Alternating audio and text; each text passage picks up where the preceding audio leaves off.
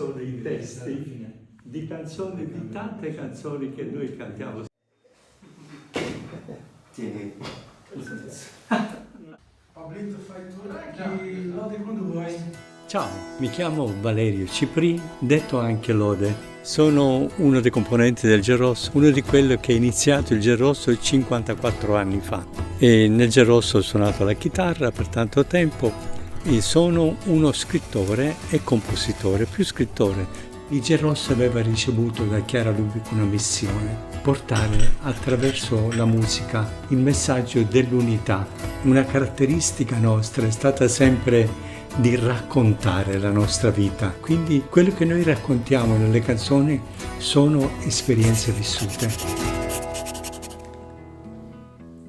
Ciao a tutti, ecco, ci troviamo in un contesto del Caffè con Lode, questa volta molto diverso.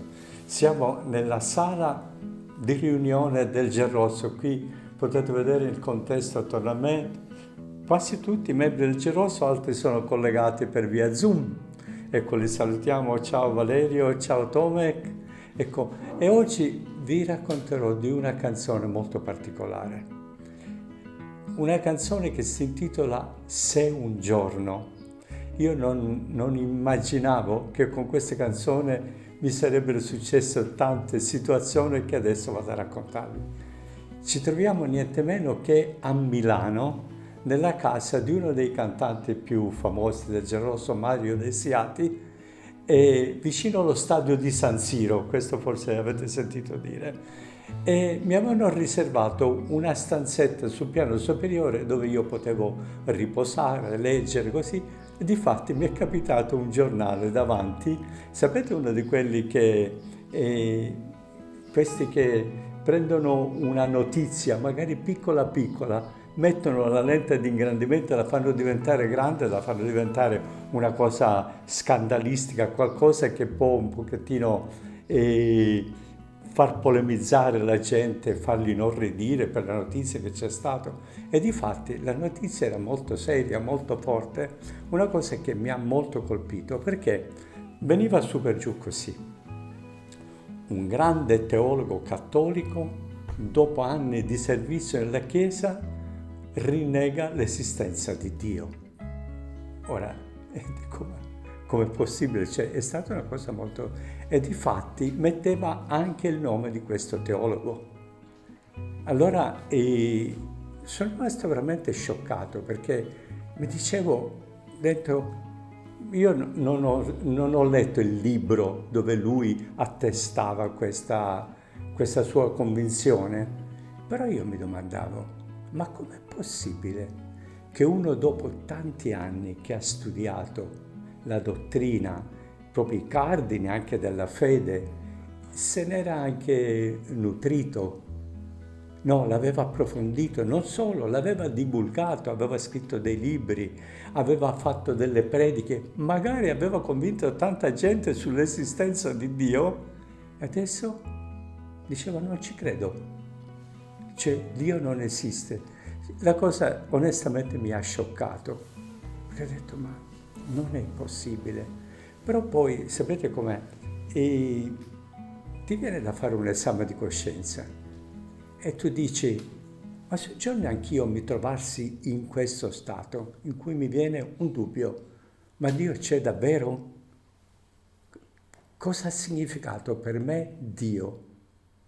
Io sapevo che l'avevo incontrato, diciamo così, già a 22-23 anni, prima sì, me ne occupavo, ma ho avuto sempre come dentro una certezza che Dio c'è e basta.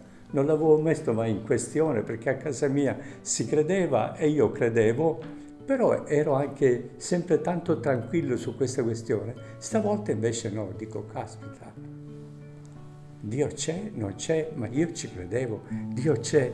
E allora, come mi capita tante volte, io porto sempre con me, portavo allora, siamo negli anni 1978, era così, mi portavo sempre dietro un'agenda che oggi ho voluto portare qui con me. Era un'agenda scaduta del 1974 dove io prendevo degli appunti. Qua dentro ci sono i testi delle canzoni, alcuni fondamentali delle canzoni del Giallorosso, che io ho messo sempre qua. E allora ho preso questa agenda, ho cominciato a scrivere, ce l'ho ancora qui. Sono gli appunti di quella giornata, di come è venuta fuori tutta la canzone. Vedete, ci sono tante marcature, E era capitato proprio, guardate, sembrava come questi tempi, 16 maggio 1978, a quei tempi. Poi io portavo una chitarra e allora ho cominciato a strimpellare una canzone, ma ero veramente, non posso dire arrabbiato, però veramente dentro sconvolto perché conoscevo quel teologo là. E allora mi sono chiesto, scrivendo queste parole che sono state poi motivo di tanto travaglio per me, se un giorno qualcuno mi dicesse che non ci sei e con parole chiare, con discorsi seri dimostrasse che non sei stato mai, forse a quelle prove trovate chissà dove si turberebbe l'anima.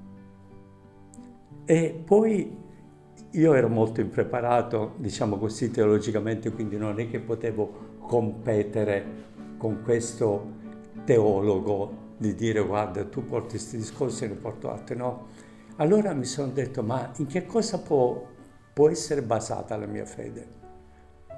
E allora mi ricordavo quella cosa di San Paolo che dice, se anche io conoscessi tutte le lingue del mondo, le lingue degli angeli, non mi ricordo come dice, ma non avessi la carità, non vale nulla, non mi vale niente. E allora io potevo parlare di quello, della carità, cioè come io avevo messo in pratica queste parole di Gesù una per dire io ci credo a quello che tu hai detto. E allora ho potuto vedere che dovevo puntare solo là, proprio là. Per tanti anni avevo provato a mettere sempre in pratica il Vangelo e mi sono accorto che frasi come date, vi sarà dato, chiedete, otterrete, no?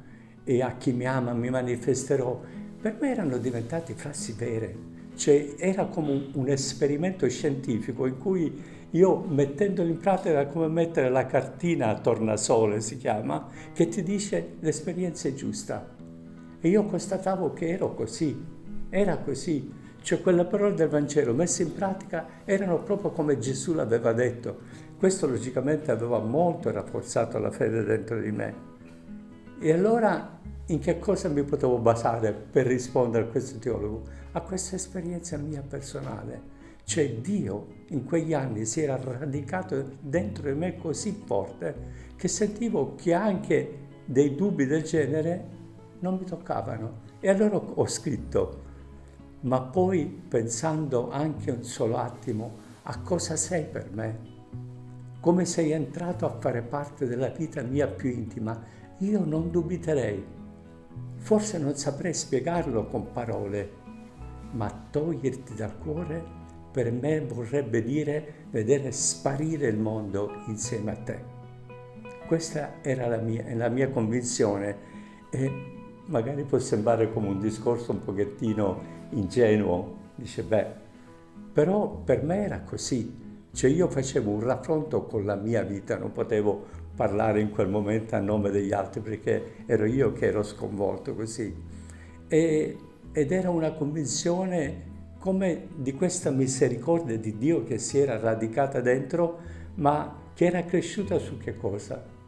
Sulle mie debolezze, sulle mie fragilità, sui miei naufragi anche di momenti di fede così. E allora poi, avendo espresso questo, il ritornello esplodeva come in un senso di gratitudine, in un senso di dire io sono con te, Dio io ci credo, tu per me ci sei, parlo sempre della mia esperienza. E dicevo, tu dai senso alla mia vita, tu tutto sei per me, non si può mentire al cuore quando sente la tua voce nell'amore. tu dai senso alla mia vita, tu tutto sei per me, sei più vero della luce, più reale di ogni cosa sei per me.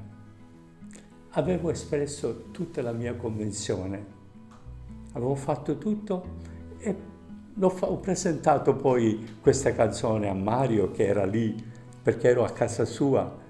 Poi quando sono ritornato al Gerosso la canzone è piaciuta, immediatamente l'abbiamo messo su, è stata orchestrata, l'abbiamo portata sul palco fino a quando l'abbiamo messo in un LP allora e quindi la canzone è andata.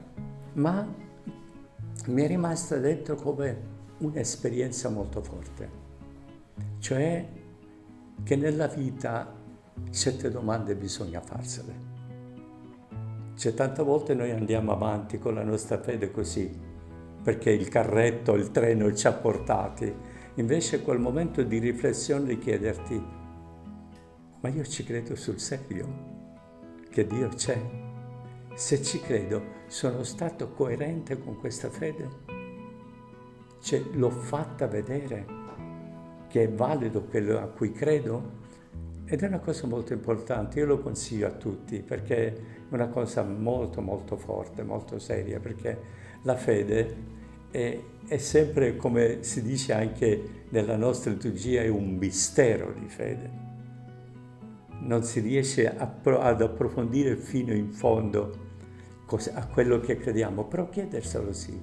E noi abbiamo questo confronto molto serio, cioè tu metti in pratica quello che Gesù ha detto e ti accorgi se è vero quello a cui tu credi. E te lo porti dentro ed è bellissimo, perché anche Gesù stesso l'aveva detto, da questo vedranno che siete i miei discepoli, da come vi amerete. Quindi ho capito che il mio criterio con cui io potevo rispondere era che io volessi bene agli altri, che con gli altri, come succede fra di noi, no? Ci vogliamo bene. Allora il mondo, vedendo questo amore, crede a quella dottrina, a quello in cui noi crediamo e lo facciamo vedere. E l'unico criterio che noi abbiamo è questo, il nostro criterio di verità.